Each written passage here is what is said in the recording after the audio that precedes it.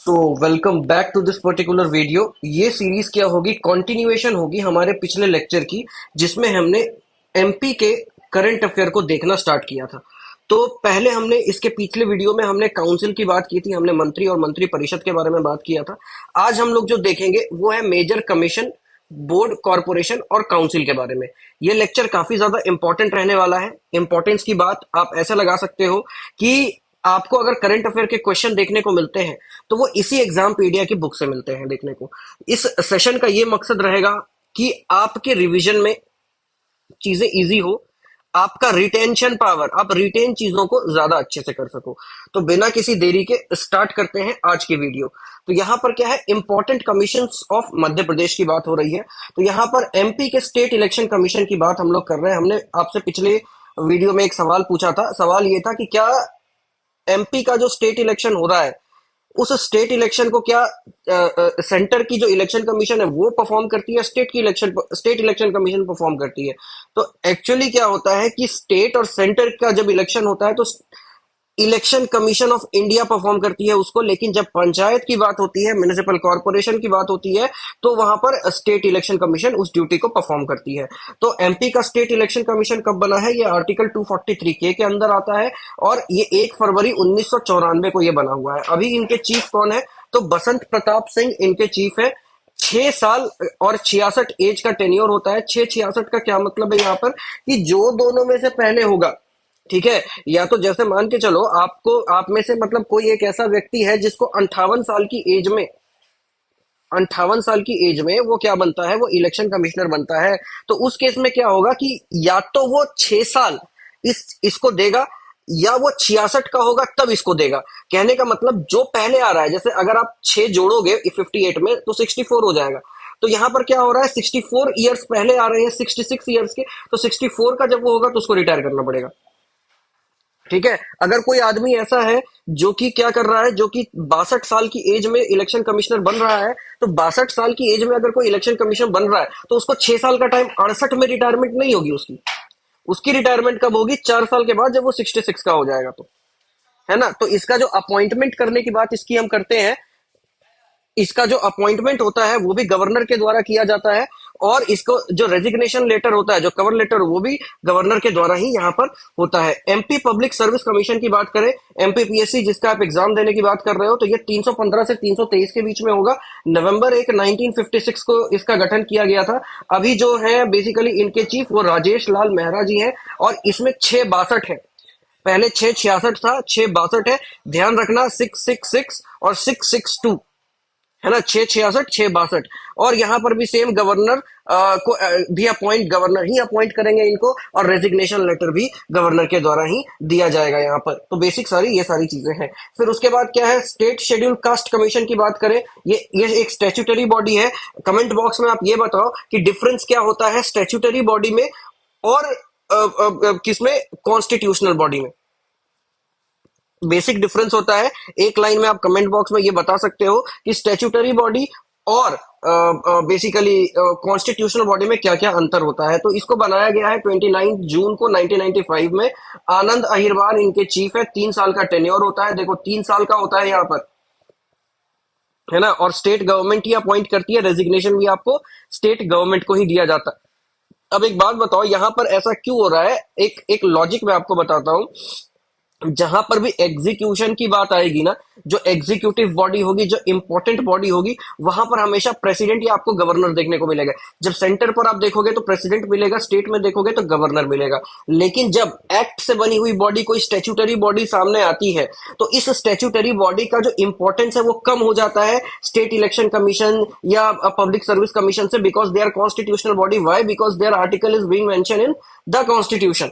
वो कॉन्स्टिट्यूशन में article mention है। तो इस वजह से क्या हो रहा है, बेसिक जो चीज है, जो बेसिक फंडा है यहाँ पर, तो बेसिक चीज और बेसिक फंडा यहाँ पर ये बोलता है, ये कहता है कि इंपॉर्टेंट जो बॉडीज है वहां पर गवर्नर आते हैं। क्यों? क्योंकि ये एग्जीक्यूटिव हेड होता है। आप ये बताओ कि इस देश का पहला पर्सन कौन है, फर्स्ट पर्सन इस देश का कौन है। तो कहीं ना कहीं आपको ये दिखेगा कि जो प्रेसिडेंट की जो इंपॉर्टेंस है वो थोड़ी सी ज्यादा है, भले वो नॉमिनल हेड है, लेकिन अगर आप नॉमिनैलिटी की ही बात करोगे ना तो प्रेसिडेंट थोड़ा ऊपर आता है, गवर्नर थोड़ा ऊपर आता है। ठीक है, तो इस वजह से क्या होता है कि स्टेट गवर्नमेंट छोटी मोटी बॉडियों को हेड करती है, रेजिग्नेशन ये कार्यभार ये लोग देख लेते हैं, और नहीं तो जो बाकी इंपॉर्टेंट बॉडी होती है वहां पर गवर्नर आ जाते हैं। उसके बाद यहाँ पर फिर से देखो एक्ट की बात हो रही है, और यहाँ पर देखो डायरेक्ट यहाँ पर आओ तो स्टेट गवर्नमेंट की बात हो रही है। ये 29 जून 1995 की बात यहाँ पर हो रही है। उसके बाद फिर से क्या है, आपको यहाँ पर फिर से एक्ट देखने को मिलेगा, है ना, state backward classes commission section 41। यहां पर भी सिमिलर। अब सब देखो, कोई कमीशन कमीशन जो है, जो एक्ट से बना हुआ है, आप कुछ मत देखो, यहाँ पर डायरेक्ट देखो स्टेट गवर्नमेंट, है ना, तो स्टेट गवर्नमेंट आप यहां से देख सकते हो। उसके बाद 13 मार्च 1993 की जब आप बात करोगे तो इस दिन इसका गठन हुआ था। उसके बाद डॉक्टर रामकृष्ण कुसमारिया ये इसके चीफ है, 3 साल के लिए ये पर्टिकुलर चीजें होती है। उसके बाद MP state backward classes and minorities welfare commission की जब बात करोगे तो यहां पर फिर से आपको स्टेट गवर्नमेंट दिखेगा, क्योंकि फिर ये वेलफेयर कमीशन का जो कार्यभार होता है वो किसके अंडर होता है, तो वो स्टेट गवर्नमेंट के अंदर होता है। तो यहां पर सितंबर 2021 में ये सारी चीज हुई है। गौरी शंकर बिसेन इनके वो है। उसके बाद 2 साल का इनका टेन्योर है। उसके बाद फिर से आप देखोगे स्टेट ह्यूमन राइट्स एक्ट की बात हुई है। तो यहाँ पर क्या है, 13 सितंबर 1995 में इसका गठन हुआ है। अब यहाँ पर जो एक्टिंग जो इसके चीफ है वो है मनोहर ममतानी जी, और 3070 है। पहले हमने क्या देखा, यहाँ पर देखो हमने क्या देखा था, हमने यहाँ पर देख रखा है 666, उसके बाद 662, और उस यहाँ पर हम लोग क्या देख रहे हैं, 370। तो ये सारी चीजें आपको ध्यान में रखनी होगी। अब देखो उसके बाद यहाँ पर आप ये बोलोगे कि भाई ये भी एक्ट से बन रहा है, लेकिन यहाँ तो गवर्नर है ना, यहाँ पर एक्ट से बन रहा है, यहाँ पर गवर्नर है, और यहाँ पर भी क्या हो रहा है, गवर्नर आ रहा है सिलेक्शन अंडर कमिटी। तो आपको पता होगा, अगर आपने स्टैटिक पढ़ रखा है पॉलिटी का, तो आपको वहां पर ये चीजें पता होगी कि ये जो स्टेट ह्यूमन राइट कमीशन है, ठीक है, ये ह्यूमन राइट के वायलेशन की बात करता है। अब आप बोलोगे ये तो लिखा हुआ है, इसमें बोलने वाली कौन सी बात है, तो बोलने वाली एक बात है, इसमें बोलने वाली कौन सी बात है कि जो ह्यूमन राइट का वायलेशन होगा, ठीक है, वो वायलेशन कौन करेगा। मान लो मैं किसी के ह्यूमन राइट का वायलेशन करता हूं, मेरे सामने मेरा एक दोस्त है, मैं उसके ह्यूमन राइट का वायलेशन कर रहा हूं, तो वो बंदा जा सकता है ना कोर्ट में, है ना, वो बंदा तो कोर्ट में जा सकता है। अब लेकिन उसके ह्यूमन राइट का वायलेशन खुद सरकार कर रही है, खुद गवर्नमेंट कर रही है ना, कहां पर कर रही है, तो जेल के अंदर कर रही है। एक पढ़ना सुनील बत्रा केस है, एपिस्टोमोलरी जुरिस्डिक्शन बोलते हैं उसको, है ना, तो वो आपको समझ में आएगा कि मैं क्या बात कर रहा हूँ। वीडियो लंबी हो जाएगी तो मैं यहाँ पर उन सब डिटेल्स की बात मैं यहाँ पर नहीं कर रहा। अब आपके मन में ये आएगा कि भाई सरकार अगर कुछ गलत कर रही है तब भी तो कोर्ट में जा सकते हैं। आप बिल्कुल जा सकते हैं, लेकिन आम आदमी के लिए क्या ये पॉसिबल है कि किसी सरकार के अगेंस्ट केस लड़ना, है ना, वो पॉसिबल मतलब बहुत ज्यादा वैसा हो जाता है। मतलब आप देखो डीपीएसपी में भी free and fair legal aid की बात की गई है, फंडामेंटल राइट में भी free and fair legal aid की बात की गई है, लेकिन जब आप इसका हिट रेशियो देखोगे ना कि ये कितना मतलब कि कितना इसका इंप्लीमेंटेशन कितने अच्छे से हो रहा है, तो आपको ये पता चलेगा कि यहाँ पर आपको गैप देखने को मिलेगा, है ना। तो इस गैप को ठीक करने का काम एनजीओज भी करते हैं, और ये ह्यूमन राइट्स की बात ये भी करते हैं। कश्मीर में देखो ह्यूमन राइट वायलेशन होता है, तो ऐसा थोड़ी ना होता है पत्थरबाजों पर थोड़ी ना ये इंक्वायरी बैठाते हैं, ये लोग आर्मी पे बिठा देते हैं, ये लोग सरकार पे बिठा देते हैं। तो ध्यान रखना, यहाँ पर जब आप सरकार को चेक कर रहे हो तो क्या यहाँ पर आप किसी स्टेट गवर्नमेंट को चेक कर रहे हो यहाँ पे, और यहाँ पर जज भी स्टेट गवर्नमेंट को बना दिया, ठीक है। ह्यूमन राइट कमीशन क्या कर रही है, चेक एंड बैलेंस कर रही है ना। ये किसकी किसकी एग्जामिनेशन कर रही है, ये गवर्नमेंट की एग्जामिनेशन कर रही है। और गवर्नमेंट की जब एग्जामिनेशन करने की बात हो रही है तो गवर्नर आप क्या बोल रहे हो कि नहीं भाई स्टेट गवर्नमेंट को यहाँ रख दो, तो क्या स्टेट गवर्नमेंट कभी भी गिल्टी प्रूव होगी, मतलब उन्हीं उन्हीं के ऊपर केस है, और उन्हीं का आदमी वकील है, उन्हीं का आदमी जज है, उन्हीं का आदमी ऑपोजिशन में है, उन्हीं का आदमी मतलब केस भी उन्हीं का आदमी कर रहा है, तो नहीं पॉसिबल, पूरा मलाइन हो जाएगा ये। इसलिए यहाँ पे गवर्नर की बात यहाँ पर की जाती है। फिर देखो कमीशन की बात हुई, तो ये भी क्या है, स्टेट गवर्नमेंट, है ना, स्टेट गवर्नमेंट। प्रोटेक्शन की बात करोगे तो फिर से स्टेट गवर्नमेंट यहाँ पे सिलेक्शन कमेटी भी यहाँ पे होता है। और 365 याद रखना, जो यहाँ पर 365 कैसे याद रखोगे आप यहाँ पर, तो 365 याद रखने का ये है कि जो वल्नरेबल सेक्शन है, विमेन चिल्ड्रन, उनके लिए 365 की बात की गई है यहाँ पर। पोस्ट वैकेंट है अभी यहाँ पर, पहले प्रेसिडेंट जो थे वो शोभा ओझा थी। उसके बाद अभी चाइल्ड प्रोटेक्शन कमीशन की बात करोगे तो 22 दिसंबर 2007 में गठन हुआ है। एमपी की बात हो रही है ये सारी, है ना, किसी और राज्य की बात मत सोचना, सेंटर की बात मत सोचना। तो यहाँ पर कौन है, द्रविंद्र मोरे, द्रविंद्र मोरे क्या है इनके बेसिकली प्रेसिडेंट है। उसके बाद एसआईसी की बात करो तो 2005 के एक्ट से ये बना है। अब एसआईसी क्या है, state information commission. Arvind Kumar Shukla 565 basically यहाँ पर है, 565 को याद रखना। देखो अब फिर आप बोलोगे गवर्नर क्यों, गवर्नर क्यों, तो इंफॉर्मेशन कमीशन, आपने आरटीआई सुना होगा, तो आरटीआई क्या करता है भाई, चेक एंड बैलेंस ही तो करता है। सरकार ने कुछ पैसे खर्चा कर दिए या सरकार ने आपको कम मार्क्स दे दिया, आप आरटीआई मार देते हो। आप क्या कर रहे हो, आप कमीशन, जैसे मान लो एमपीपीएससी में मेंस लिखा आपने और आप, आपको मेंस अच्छा नहीं लगा, आपको ये लगा मैंने तो बहुत अच्छा लिखा था, मुझे क्यों कम मार्क्स मिल गया, आपने आरटीआई कर दी। वेन जब आपने आरटीआई कर दी, तो आरटीआई करने के बाद क्या होगा कि आप सवाल खड़े कर रहे हो ना सामने वाले पे। तो अगर यहां पर गवर्नमेंट आ जाएगी तो क्या गवर्नमेंट अपने ऊपर सवाल खड़े करने का मौका देगी। आप एमपीपीएससी की बात कर रहे हो ना क्योंकि आप कैंडिडेट हो, लेकिन क्या इंफॉर्मेशन बस एमपीपीएससी मेंस प्रीलिम्स की ही बात करेगा? ये पैसे कहाँ खर्च हुए उसकी बात करेगा, करप्शन क्यों हो रहा है ये उसकी बात करेगा, सरकार ने इन्वेस्टमेंट कहाँ की ये उसकी बात करेगा, सेस कहाँ यूज हो रहा है उसकी बात करेगा, सरचार्ज कहाँ पर यूज कर रहे हो उसकी बात करेगा। ठीक है, तो that information is needed, so that उसकी अथॉरिटी फिर आपको कहाँ से, गवर्नर से लानी पड़ेगी। ये सारी चीजें हो गई। फिर यहाँ पे फूड प्रिजर्वेशन कमीशन की जब बात करोगे तो यहाँ पे फिर से 565 है, वीरेंद्र कुमार मल्होत्रा है। 11 अप्रैल 2017 को इसका वो हुआ था। और स्टेट गवर्नमेंट यहाँ पर आपको अपॉइंटमेंट भी और रेजिग्नेशन भी स्टेट गवर्नमेंट के आसपास आपको यहाँ पर देखने को मिल जाएगा। मध्य प्रदेश लोक आयुक्त की बात करेंगे तो जब मध्य प्रदेश लोक आयुक्त की बात करेंगे तो फरवरी 1982 में इसको देखा गया था। नरेश कुमार गुप्ता चेयरमैन है इनके। 565 है यहाँ पर, ध्यान रखना। और ये भी गवर्नर गवर्नर, ठीक है ना, रीजन सेम है, इसका रीजन सेम है।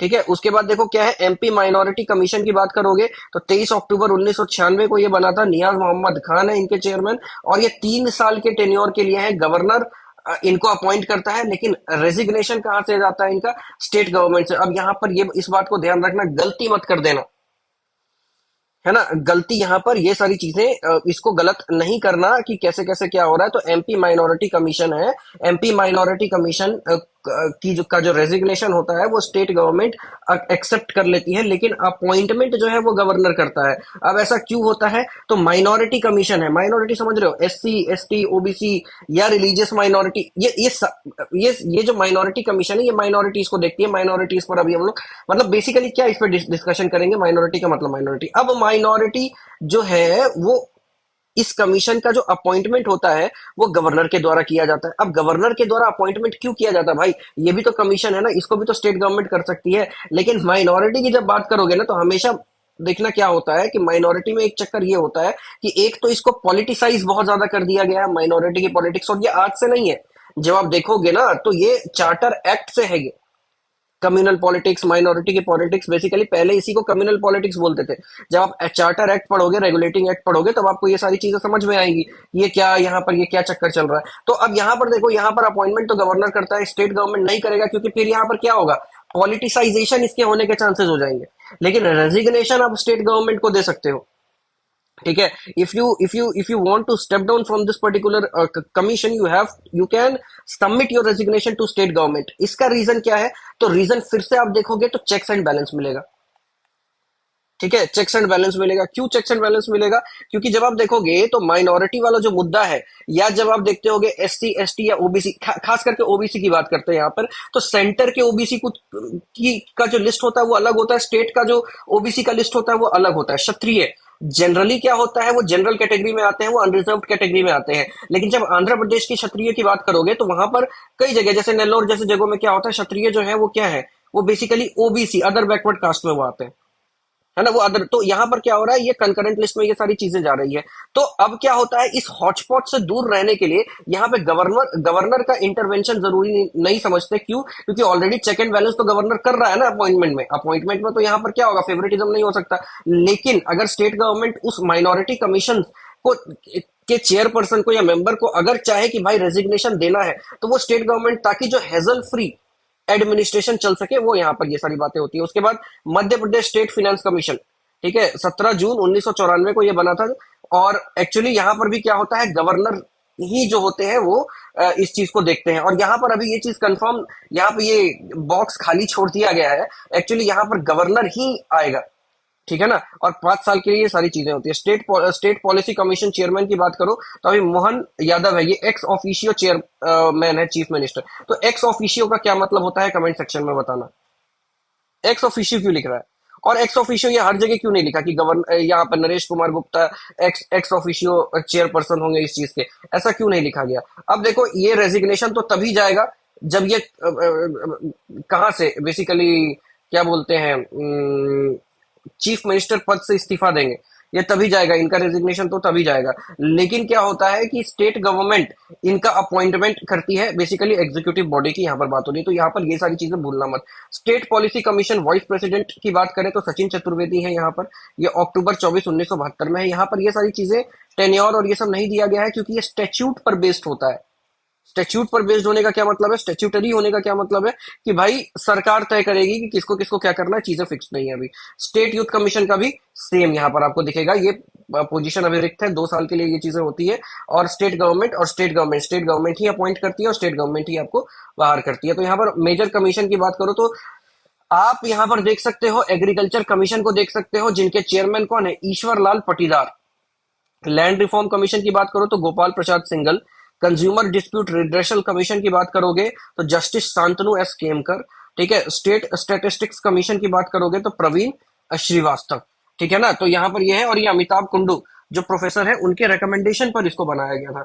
कुछ अदर इंपॉर्टेंट फैक्ट्स यहाँ पर देखें तो नरेंद्र कुमार कोष्टी को अपॉइंट किया गया है member of MPPSC by order of governor on February 23 2024। यहाँ पर हमने देखा था ना कि जो एमपीपीएससी होगा, स्टेट पीएससी होगा, उसको गवर्नर से ही, हाँ ये देखो यहाँ पर आप देखिए, यहाँ पर गवर्नर है और यहाँ पर भी गवर्नर है। तो आप यहाँ पर नीचे देखो कि इनको अपॉइंट कर लिया गया है नरेंद्र कुमार कोष्टी को। ध्यान रखना, नरेंद्र कुमार कोष्टी को मेंबर अपॉइंट कर दिया गया है एमपीपीएससी का। ठीक है। गवर्नर के order, by the order of governor. 5 post, ठीक है, इंक्लूडिंग एक चेयरमैन। ठीक है। 4 मेंबर्स इनको सैंक्शन कर दिया गया है एमपीपीएससी कमीशन के उसमें। करेंटली एक चेयरमैन और 3 मेंबर्स वहां पर काम कर रहे हैं। आपसे ये रिक्वेस्ट रहेगी कि जो स्टेट पीएससी के बारे में आप पढ़ो, एमपीपीएससी के बारे में मैं नहीं बोल रहा, मैं स्टेट पीएससी के बारे में बोल रहा हूँ, क्योंकि सबका जो खांचा है वो सेम है, वो सिमिलर ही है। तो आपको समझ में आएगा कि आप यहाँ पर 4 की बात कर रहे हो, यहाँ पर 3 मेंबर की बात कर रहे हो, ऐसा क्यों हो रहा है। ठीक है। ये आपको यहाँ तब जब पढ़ोगे तब समझ में आएगा। Currently 1 chairman and 3 members are working. ठीक है। तो the appointment of doctor H S Markam, ये स्टेट गवर्नमेंट के द्वारा कैंसिल कर लिया गया था।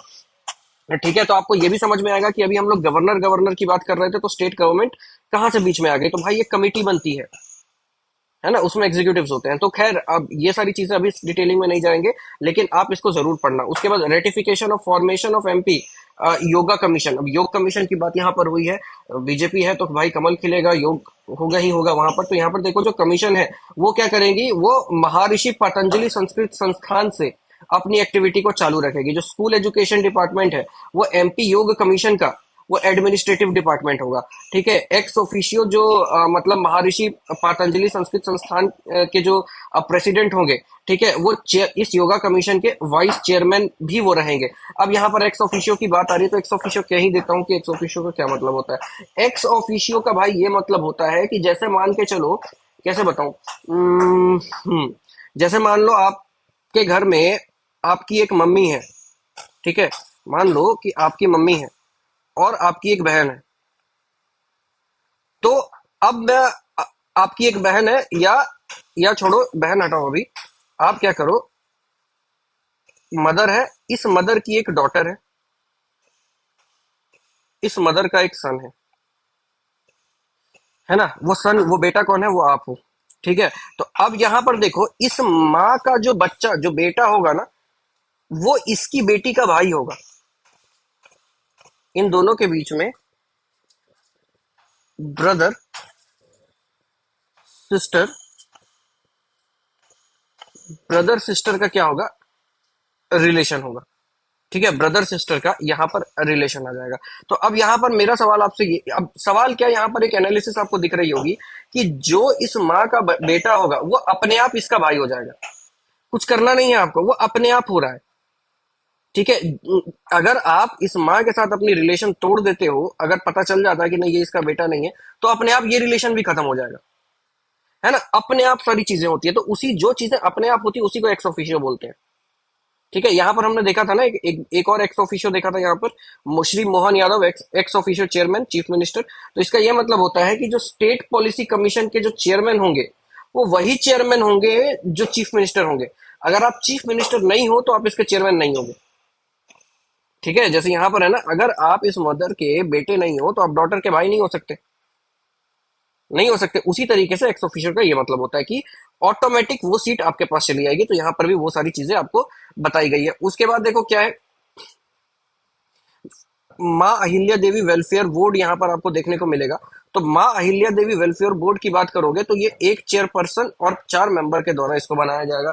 Formation of state youth advisory council की बात करें तो ये मई 30 2023 में ये सारी चीजें होगी। The state youth advisory council has been constituted by the MP state government under the chairmanship of chief minister, कि वो स्टेट यूथ पॉलिसी को एडवाइस करें एंड यूथ रिलेटेड मैटर में। तो sports and youth welfare minister has been made ex officio vice chairman. तो ये सारी चीजें यहाँ पर आपको देखने को मिलेगी। उसके बाद जो प्रिंसिपल सेक्रेटरी रहेंगे वो मेंबर सेक्रेटरी रहेंगे sports and youth welfare council के।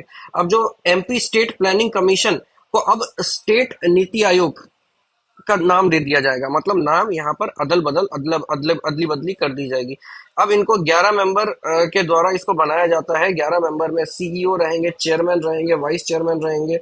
MP basically MP state planning commission को कॉन्स्टिट्यूट किया गया था 1972 में, उसी को बदल करके अब नीति आयोग बना दिया जा रहा है। नीति आयोग के बारे में भी अगर पॉसिबल हो तो आप इसके स्ट्रक्चर को एक बार देख लीजिएगा। ठीक है, ऊपर ऊपर से आप स्ट्रक्चर को इसको देख लीजिएगा। उसके बाद है प्रदीप्ति, ये एक डॉक्यूमेंट्री फिल्म है जो कि एमपीपीएससी के द्वारा बनाया गया है।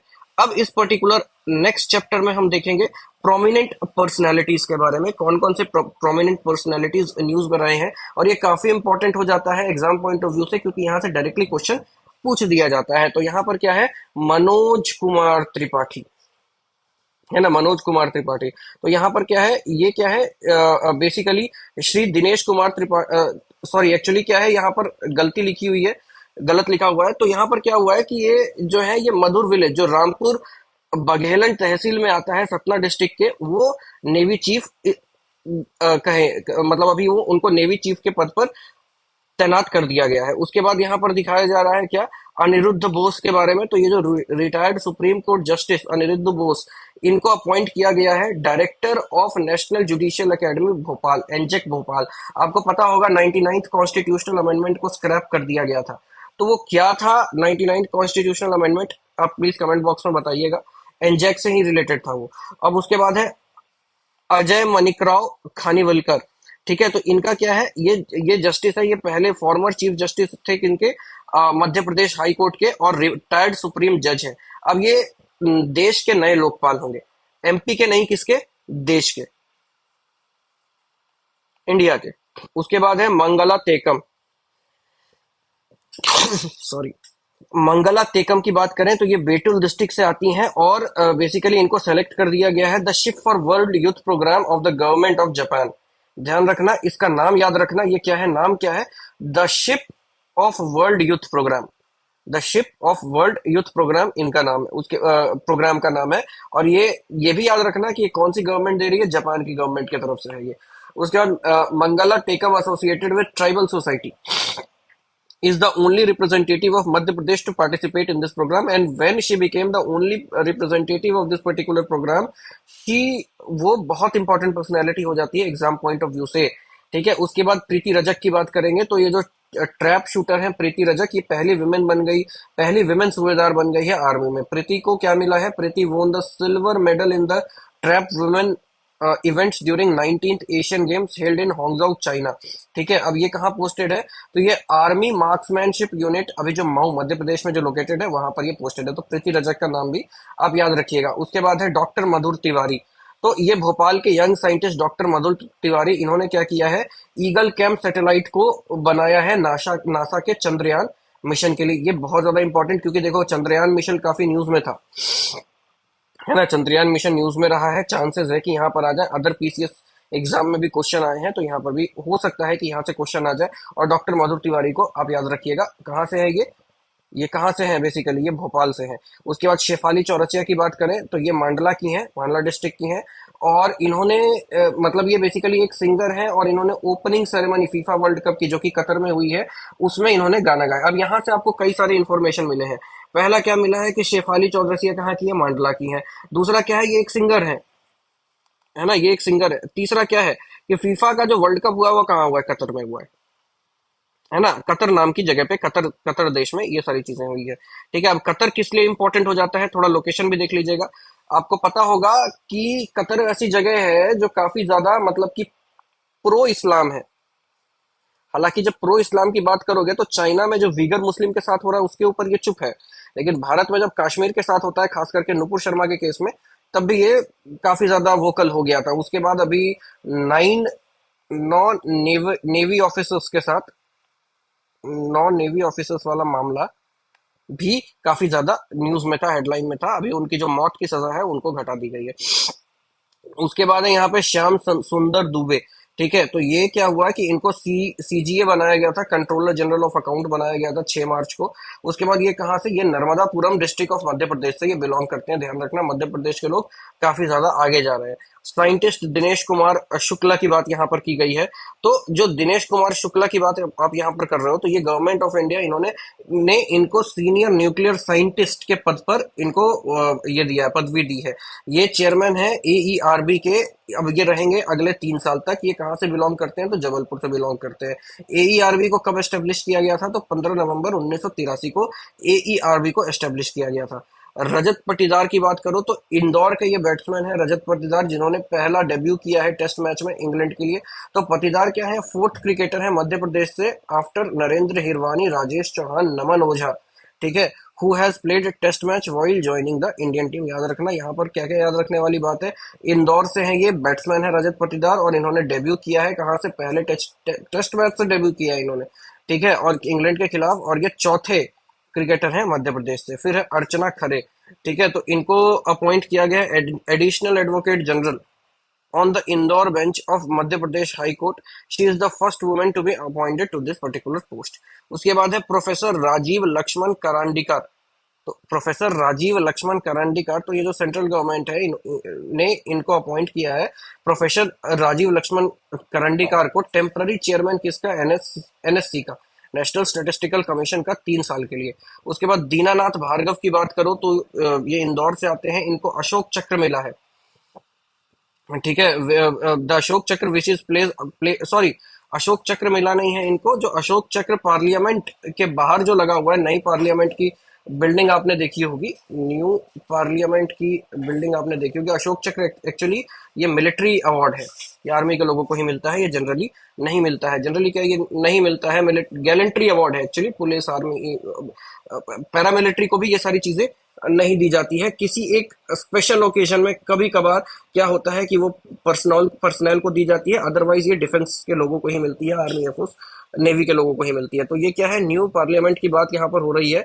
और न्यू पार्लियामेंट के बाहर जो अशोक चक्र लगा हुआ है, ठीक है, उसको किसने बनाया है? तो पेंटर दीनानाथ भार्गव ने बनाया है, और ये इंदौर से बिलोंग करते हैं। ठीक है, और इन्होंने कॉन्स्टिट्यूशन के का जो इंट्रोडक्शन पेज है, जहां पे अशोक पिलर है, मतलब जब आप कॉन्स्टिट्यूशन को खोलोगे तो इंट्रोडक्टरी पेज को भी इन्होंने ही डिजाइन किया है। उसके बाद यहाँ पर देखो एक्चुअली क्या है, चेतन सोलंकी है ना। तो जो एमपी के जो चेतन सोलंकी हैं, तो वो खरगोने से आते हैं, और इनको ब्रांड एम्बेसडर बना दिया गया है किसका? सोलर एनर्जी का। ठीक है, इनको इंडिया का सोलर मैन भी कहा जाता है, और सोलर गांधी भी इनको कहा जाता है। लहरी बाई की बात करें तो लहरी बाई क्या है? बायगाचक की दिंदौरी डिस्ट्रिक्ट में एक रेसिडेंट है ये endangered species of coarse grain को बचाने का ये काम करती हैं। अब मध्य प्रदेश से साइंटिस्ट जो कि चंद्रयान 3 मिशन में जिनका इंक्लूजन हुआ था, तो वो थे महेंद्र ठाकरे, वो बालाघाट से हैं। ठीक है, और ये प्रोजेक्ट हेड थे चंद्रयान 3 मिशन के। ओम पांडे सतना से हैं, ये प्रोजेक्ट इंजीनियर थे इस मिशन में। प्रियांशु मिश्रा की बात करें तो ये उमारिया से थे, और ये व्हीकल टीम के पार्ट थे। ठीक है, उसके बाद तरुण सिंह की बात करें तो ये सीनियर साइंटिस्ट है। चंद्रयान 3 पर डिटेल वीडियो है, अपने इस पे कैसे रॉकेट काम करता है, ठीक है, किस तरीके से वो ऑर्बिट को छोड़ता है, किस तरीके से रोवर उतरता है, किस तरीके से लैंडर रोवर के बीच का कम्युनिकेशन होता है, चंद्रयान टू क्यों फेल हो गया था, क्या वाकई चंद्रयान टू फेलियर था, वो सब हमने 5 मिनट की वीडियो में अपने ही चैनल पर बना करके दे रखा है। उसके बाद फेमस पर्सनालिटीज की बात करेंगे तो फेमस पर्सनालिटी में कौन है? राजमोहन सिंह, राजेंद्र कुमार, फोर दुपाला वेंकटरमन। ये मेल क्या है, मेल में ये फेमस पर्सनालिटीज में आते हैं। तो 1 नवंबर 2023 को ये 3 न्यू जज ये अपॉइंट हुए थे जबलपुर हाई कोर्ट में मध्य प्रदेश में। अंकुश भंडारी की बात करें तो ये मंदसौर डिस्ट्रिक्ट से आते हैं और इनको गूगल चैंपियन अवार्ड मिला है। बेसिकली क्योंकि इन्होंने गूगल फॉर एजुकेशन नाम का स्टार्टअप प्रोग्राम ऑर्गेनाइज किया था सिंगापुर में। मनोज गढ़पाल की बात करें तो यहाँ पर भागदेव ऑफ कान्हा नेशनल पार्क की जो पेंटिंग है वो इनके द्वारा ही बनाई गई थी। अब ये बिंदु स्टाइल पेंटिंग, पेंटिंग्स के भी कई सारे स्टाइल्स होते हैं, तो उसमें बिंदु स्टाइल पेंटिंग, अब बिंदु स्टाइल पेंटिंग क्या होता है इस वीडियो में हम कवर नहीं करेंगे, लेकिन अगर हो सके तो आप पेंटिंग वाला चैप्टर आप कहीं से भी, आप एनसीईआरटी से पढ़ लो या कहीं से भी आप पढ़ लो, तो आपको बिंदु स्टाइल पेंटिंग मिल जाएगी। अब ये राष्ट्रपति भवन दिल्ली में इसको रखा गया है। उसके बाद चैतन्य कुमार कश्यप की बात हो रही है यहाँ पे। तो ये जो स्टेट गवर्नमेंट है उन्होंने इनको अपॉइंट किया है एमएसएमई के मिनिस्टर। ठीक है, और जो चेतन कुमार कश्यप हैं ये board of director of Madhya Pradesh small industry corporation के चेयरमैन के पद पर भी ये रहेंगे। मोहम्मद यूसुफ खत्री की बात करें तो ये क्राफ्ट्समैन है। मोहम्मद यूसुफ खत्री ये कहाँ के? बाग विलेज के धर डिस्ट्रिक्ट में, जिनको हाईएस्ट क्राफ्टमैन अवार्ड शिप गुरु इनके हैंडीक्राफ्ट के लिए, इनको मतलब इनकी पेंटिंग के लिए इनको नवाजा गया है इस पर्टिकुलर अवार्ड से।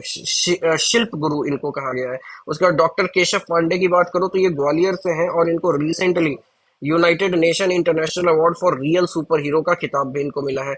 आदित्य प्रताप सिंह चौहान की बात करोगे तो ये इंदौर के स्टूडेंट है जिनको prime minister national children award 2023 से सम्मानित किया गया है।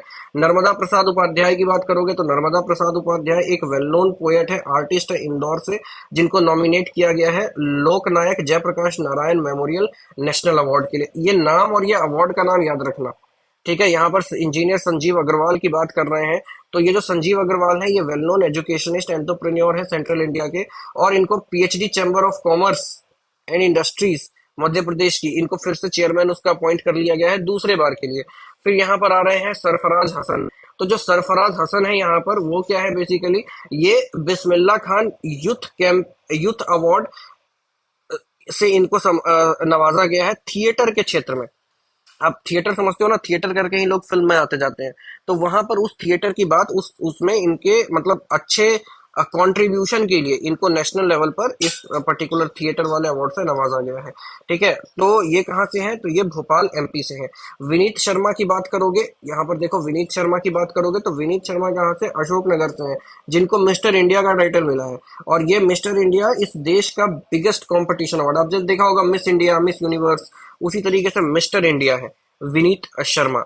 और यहाँ पर देखो कौन है? प्रवीण पाठक। प्रवीण पाठक को आदर्श युवा विधायक सम्मान से नवाजा गया है। नीलेश देसाई की बात करें तो झाबुआ डिस्ट्रिक्ट से हैं, इनको इनको जमनालाल बजाज अवार्ड मिला है। ताकि क्यों मिला है? क्योंकि इन्होंने भिल और भिलाला कम्युनिटीज के अपलिफ्टमेंट के लिए काम किया था। इस अवार्ड का गठन कब हुआ? तो 1978 में। मध्य प्रदेश के और चर्चित पर्सनालिटी की बात करें तो यहाँ पे राजेंद्र जंगल जी को भी, ये क्या है? ये बेसिकली वेल नोन सिनेमेटोग्राफर और फिल्म मेकर है। इनको बेसिक मंडल के बोल actually non feature film category में इनको 68 नेशनल फिल्म अवार्ड्स में इनको नेशनल फिल्म अवार्ड मिला था। दिनेश जैन की बात करोगे तो ये शाजापुर कलेक्टर दिनेश जैन को एक सर्टिफिकेट मिला है, एक अवार्ड सर्टिफिकेट मिला है। ये किस world books of records London के द्वारा ये प्राइज इनको दिया गया है। टिकम जोशी की बात करोगे तो इनको संगीत नाटक एकेडमी के अवार्ड से भी सम्मानित किया गया है। Specific contribution in the film theatre की बात यहाँ पर हुई है। आशीष चंदोरकर की बात करो तो Ashish Chandorkar of Indore has been appointed as the director of world trade organization. ठीक है, आशीष चंदोरकर को वर्ल्ड ट्रेड ऑर्गेनाइजेशन का डायरेक्टर बताया गया है। सुरजीत लोधी की बात करें तो सुरजीत लोधी में क्या है? ये विदिशा डिस्ट्रिक्ट से आते हैं और इनको ब्रिटेन की प्रेस्टिजियस डायना अवार्ड, ठीक है, इससे इनको सम्मानित किया गया है। अब ये डायना प्रिंसेस जो वेल्स के प्रिंसेस है, अब देखो, अब आपको एक सवाल और पूछ ही लेता हूँ कि यूनाइटेड किंगडम यूके है ना, उसके बाद ब्रिटेन, ग्रेट ब्रिटेन, ठीक है, और उसके बाद इंग्लैंड, ये क्या सब सेम है? इनमें क्या अंतर है? दिल्ली न्यू दिल्ली में कुछ अंतर है? इनमें क्या अंतर है? ठीक है। अब यहाँ पर फेमस पर्सनैलिटीज फीमेल की बात करें तो यहाँ पर क्या है, डॉक्टर साधना बलवते। ठीक है, तो इनको अपॉइंट किया गया है तो निराला सृजन पीठ के एज अ डायरेक्टर के पोस्ट में, जो कि Madhya Pradesh government culture council के द्वारा इसकी अपॉइंटमेंट की जाती है। डॉक्टर साधना बलवते जो है उनका 3 साल के लिए अपॉइंटमेंट हुआ है। निराला सृजन पीठ, ये कहाँ, बरकतुल्ला यूनिवर्सिटी भोपाल में लोकेटेड है। अर्चना खरे की बात करें तो इनको first additional advocate general of Madhya Pradesh बनाया गया। मतलब फर्स्ट कहने का मतलब फर्स्ट फीमेल, तो याद रखना ये इंपॉर्टेंट है। फर्स्ट कहने का मतलब यहाँ पे क्या हो रहा है, फर्स्ट फीमेल। अनीता प्रजापति की बात करेंगे तो इनको ऑनर इनका किया गया था कहाँ पर, तो प्रधानमंत्री विश्वकर्मा योजना के लॉन्च पर। चेतना तिवारी की बात करें तो ये इंदौर से आती हैं और इनको मिसेस इंडिया 2023 का खिताब इनको मिला हुआ है। अनीता चौधरी की बात करें तो जल सखी अनीता चौधरी छिंदवाड़ा डिस्ट्रिक्ट से आती हैं और स्वच्छ सुजल शक्ति सम्मान 2023 से इनको नवाजा गया है। मिसेस उर्मिला पांडे की बात करें तो ये बुंदेली की फोक सिंगर है, जो कि छतरपुर से आती हैं ये। ठीक है, बुंदेली एक तरीके की शैली है जिसमें गाना गाया जाता है। जिस तरीके से आप पेंटिंग के बारे में आपको मैंने पढ़ने के लिए बोला, उसी तरीके से थिएटर होता है, पेंटिंग होता है, डांस होता है, सॉन्ग होता है। तो आप अभी तो फिलहाल टाइम नहीं है, तो टाइम नहीं है तो इस वीडियो में जो बताया जा रहा है, इस बुक में जो लिखा हुआ है, आप उसी से काम चला लीजिए। उसके बाद जब टाइम मिलेगा तो आप कॉन्सेप्चुअल क्लैरिटी पर आप ध्यान दीजिएगा। तो यहाँ पर क्या है, बुंदेली फोक सिंगर छतरपुर से आते हैं, इनको संगीत नाटक एकेडमी अवार्ड 2019 से नवाजा गया है। और किस लिए भाई, तो फोक म्यूजिक में इनका आउटस्टैंडिंग कंट्रीब्यूशन की वजह से।